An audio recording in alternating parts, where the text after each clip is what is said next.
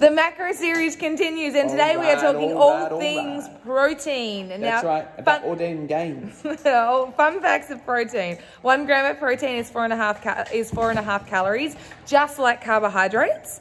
Protein is responsible for the rebuilding of tissue, so like skin, nails, hair, muscles. That's right. I'm going to jump in here in this one. This is our third take on this one.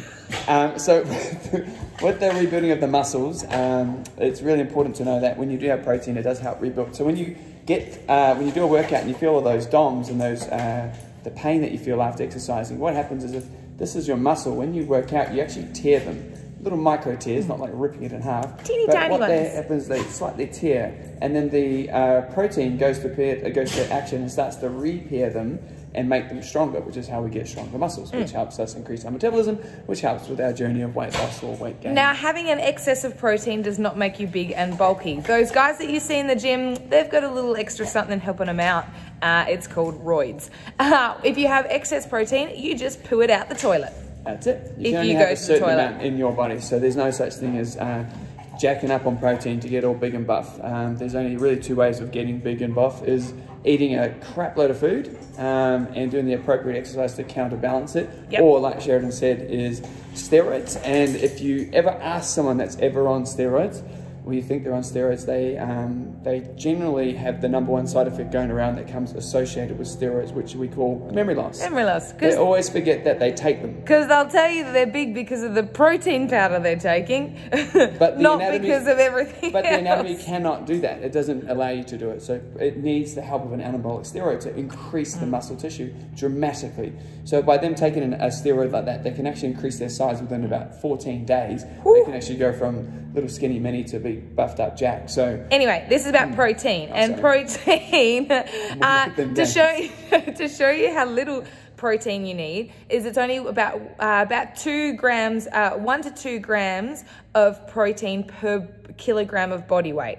So if you weigh 50 kilos, you only need about up to 100 grams of protein in your diet per day.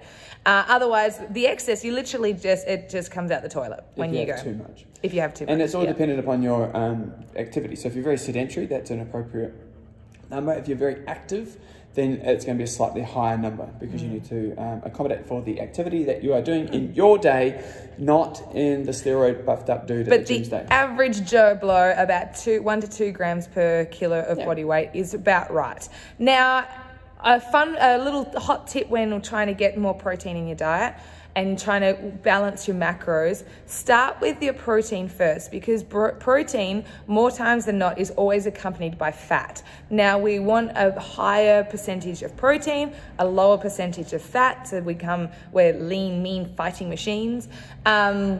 And so I always recommend starting off with your protein when you're planning out your days first, so you can hit that and then you can tailor everything around that. Carbs are easy to bump up, but protein's usually a bit more challenging. But fish, eggs, meat, and vegetables actually have protein too. Vegetables and fruit do have proteins in them, but it's a very minute amount of proteins, which is why if you are vegan or you're pescatarian, you quite often are lacking in protein because it's very hard to source those proteins without having an overdose of fish if you're a pescatarian.